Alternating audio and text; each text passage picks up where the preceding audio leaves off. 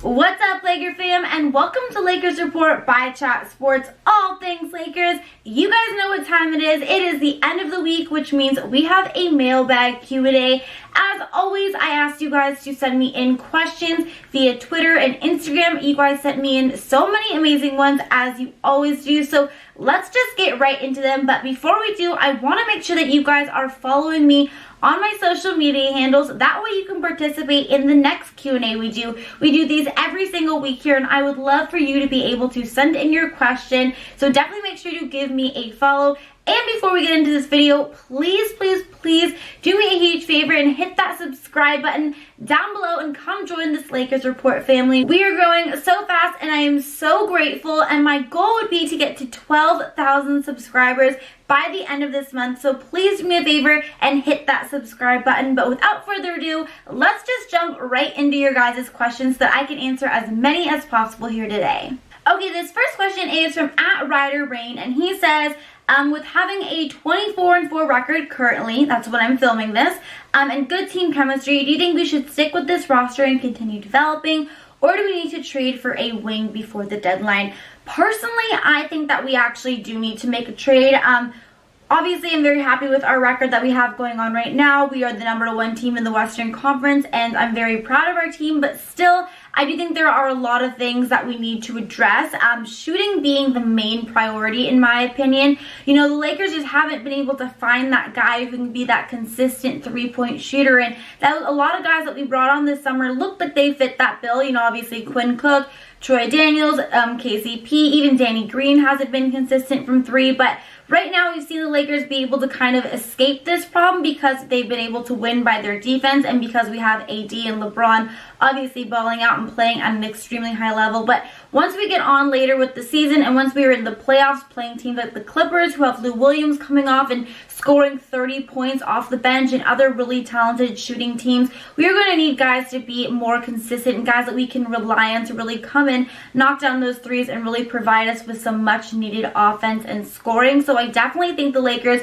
are going to need to make a trade for a guy who can help contribute offensively. In terms of, I know in this question it asks for a wing, so I'm assuming that you mean Andre Iguodala. Obviously, if Iggy is bought out by Memphis, I would love to have Iggy. Having another small forward, another wing defender, is obviously a position that the Lakers could use as well. But I think right now, obviously scoring for me is kind of my top priority. We're still going to kind of just have to wait and see with what players become available via trade, or what players are cut. But right now, definitely there are some things that the Lakers do have to address, and I think a trade is ultimately going to have to happen. But I am very happy with where we are at right now for sure. And then this next question is from @2k.Richard. Do you think the Lakers can beat the Clippers on Christmas? I definitely do. I'm really looking forward to that game, honestly, more so looking forward to the game than actual Christmas, just because I can't wait for the Lakers to get their revenge on the Clippers. Obviously, they did lose their first game of the season against the Clippers, but you know what? It was just the first game of the season. Hopefully, we are able to get the win. I know it's definitely going to be a very exciting game, challenging game, but I think ultimately the Lakers have proven that they are the better team. Like I said, best record in the Western Conference, but this is definitely going to be a huge test. But I think ultimately the Lakers can definitely come away with the win. But I'm obviously very curious to hear what you guys have to say. Do you guys think that the Lakers or the Clippers are going to win this game? Who do you think is going to win this Christmas game matchup? If you think it's going to be our Los Angeles Lakers, type LAL down below, or if you're rooting for the Clippers, type LAC down below. But definitely let me know what you guys think and who's going to win that game. And then kind of coinciding with that question, @man_of_steal_24, are you going to the Christmas game? No, I'm not going to be there. I have my entire family coming in on Christmas, so I'm definitely going to be watching with them, but they will absolutely kill me if I am not home with them on Christmas. And I would love to go to the game. It's going to be super exciting, but I love Christmas. I have so many special family traditions, and it's only once a year, so I really don't want to miss out on them, and I think my family would actually kill me if I was not there, but I am not going to the Christmas Day game. But if any of you guys are going to the Christmas Day game, definitely let me know down in the comments below, because that's going to be an awesome game and I'm pretty darn jealous, not gonna lie. But speaking of Christmas and the holidays, I want to take this time to remind you guys that we are having a huge holiday sale on all of our Lakers gear. We have awesome t-shirts available, LeBron James hoodies, and so much more. Lakers gear is up to 60% off, so definitely make sure to take advantage of these awesome discounts. It's still not too late to get your friends and family, maybe even yourself, some Lakers gear, so definitely make sure to check it out. All of the links to those sales are going to be in the description below, so definitely make sure to take advantage of this opportunity. And that was a perfect little segue into doing so, talking about the Christmas Day game. But moving on and addressing some more questions here, we have a question from @Darren Lodge. Can we win a championship without Davis? I don't think we can. Obviously, we saw last season we had LeBron James. Yes, we didn't have as talented and as deep as a roster surrounding him, but we didn't even make the playoffs. Obviously, this is a much better team. Like I said, it's much deeper and stuff, but Anthony Davis is a key part to this season. He really is, you know, the focal point of this team. He's the main scorer. He's really kind of the leader of this team, so I definitely don't think that we can win a championship without Anthony Davis. It's the combination of him and LeBron James and, of course, all of the other guys surrounding them that makes this team so special. So no, without AD, I do not think a championship is possible, unfortunately, but we don't have to worry about that because we have Anthony Davis, so there's nothing to worry about. And the next question is from @Ajante Veros. He is asking any predictions for what their record will be going into the playoffs.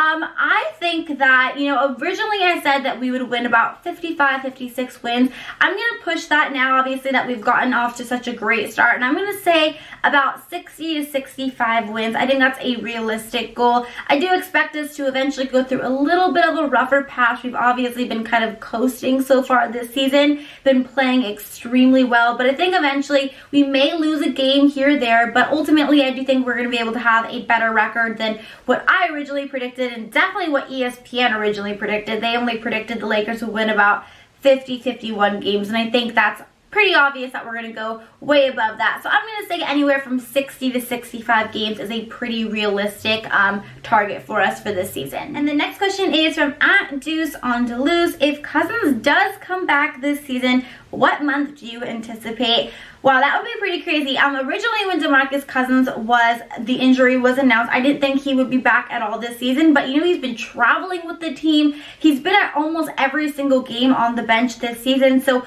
a lot of people are suspecting that he's actually going to be able to come back sooner than most originally were expecting. And I think if he were to come back, obviously that would be exciting for us Laker fans, but I think it would be more so towards very end of the season, maybe even entering the playoffs. Hopefully he will be able to, but we also have to remember that when he is healthy and cleared to return, it's definitely going to take some time for him to kind of get back into playing form. He's missed the entire season, but definitely DeMarcus Cousins could be able to come back. I just say it won't be till much later on in the season, and probably most likely more so towards the playoffs. But if he is able to, and he's able to kind of bounce back quickly, he could definitely be a little bit of an X factor for us.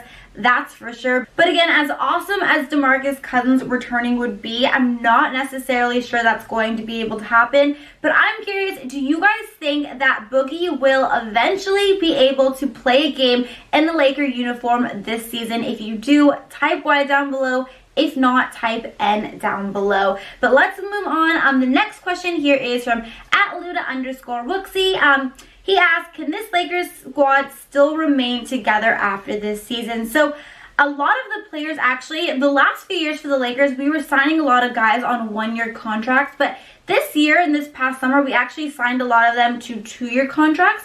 That is to be able to have kind of a full cap space available to hopefully in the year 2021 be able to sign the Greek freak Giannis. That's kind of the Lakers' plan that we can all assume. So a lot of these guys actually are on these 2-way deals. Besides, I think Dwight Howard, DeMarcus Cousins, and Troy Daniels, I think those are the only players who were only signed to 1-year contracts. So yes, this team is definitely going to be still remaining intact if they make it through the trade deadline, most likely for at least one more season, again until 2021 when Giannis is available, and we kind of hope to put all of our chips into his basket and hopefully are able to kind of pair him up with Anthony Davis. At Asvaldo_Mongi, I'm sorry if I didn't pronounce that right. My question is more of a petition. Can you please make a case where the Lakers don't give up on Kyle Kuzma and take him to a place where he can become the 3rd star after NBA All-Star? I know a lot of you guys all share this sentiment. I'm definitely very, very frustrated with Kyle Kuzma in this season. It's been very disappointing for multiple reasons. Obviously, we all expected him to be that 3rd star, that kind of 3rd scoring option for us. And I know the Lakers front office, the Lakers coaching staff, the whole team expected that. And that just so far has not been the case, but a lot of that has really been due to injuries. He's just had a really kind of unlucky season so far, and hopefully once he is able to kind of return from this most recent ankle injury, he's able to just finally stay healthy, finally kind of be able to figure out what his role is and where he comes, you know, playing alongside Anthony Davis and LeBron James, and he can be that 3rd star that we were all hoping and really needed him to be this season. I know a lot of you guys are very frustrated with Kuz. He's definitely been getting a lot of slack in the media and by the fan base, and I for one am very frustrated as well, but I'm still not giving up hope. Again, he just really has to be healthy, so hopefully once he's able to come back from this ankle injury, hopefully very soon, he can finally kind of get in a rhythm and be that Kuz that we were all hoping and expecting for sure. Okay, and then this final question that I'm going to answer today, we have a couple here asking about Andre Iguodala. This particular one is from @Raphael56281, and he asks, if we can't get Iggy, who would you be willing to give up? Kuzma, or if we can't get Iggy, who should we pursue? So in terms of getting Iggy, like who I'd be willing to give up, we couldn't even give up Kyle Kuzma because we have to match Iguodala's salary, and Iggy's making $17 million this season, and so in order to do that, we would have to trade KCP. That would be the only way that we could kind of match salaries, and KCP has that no trade clause, so he's definitely not going to approve a trade to Memphis. He's not going to want to go there, so we don't really have any assets to trade for Andre Iguodala. So the Lakers' best bet is, and they're really their only bet, is to just hope that he gets bought out by Memphis and that we are able to just sign him that way. Now, if we don't get Iggy, other players that I could see the Lakers pursuing, I definitely think Jamal Crawford is still an option, again, just because of that scoring. He's a guy who could, yes, he's definitely still older, but he could still provide us with that consistent 3-point shooting, and coming off the bench and just purely being able to shoot the ball could definitely really help us there in a lot of ways. The Lakers reportedly have been interested in possibly maybe even making a trade for a guy like JJ Redick. There still are a lot of guys available that we could potentially trade for, just I don't know necessarily. There's 101 rumors every single day, but I think that if the Lakers don't get Andre Iguodala, again, we do need to focus on signing a wing player, another kind of good defender, but I think the Lakers also really need to prioritize shooting, as that's definitely proven to be one of the Lakers' biggest Achilles heel, and we just haven't been able to find that kind of consistent scorer coming, especially off the bench, besides just having Anthony Davis and LeBron James in there. We need two more guys who can really just help us offensively. So I'm not necessarily sure who the Lakers are actually going to add. They may actually have a trick up their sleeve. I definitely wouldn't put it past them, but I do know that we are probably most likely going to be adding a couple more players here, maybe making a trade. We're just going to kind of have to wait and see how it all plays out. But that is going to be it for today's mailbag Q&A. Thank you guys so much, as always, for sending in such awesome questions. If you like this video, please don't forget to give it a double thumbs up. And of course, don't forget to subscribe here on Chat Sports and this new Lakers Report channel. Please come join this Lakers Report family. And until next time, Laker Hand is out. Bye, guys.